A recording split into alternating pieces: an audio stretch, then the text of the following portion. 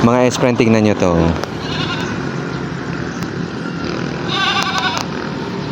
Sayang ano.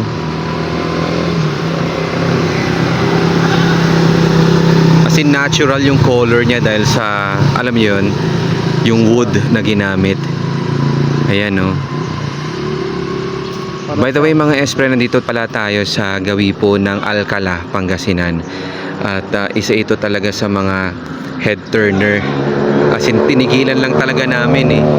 Dahil ito talagang ang ganda sana niya kuno, kaya lang ito na yung mga ayun. Sa kisame niya wala na, pabagsak na rin sila. Pero tignan mo yung bintana mga S-Friend, ang ganda no. Saka yung diamond. Yun no. Ganda. Gawa sa kahoy lang.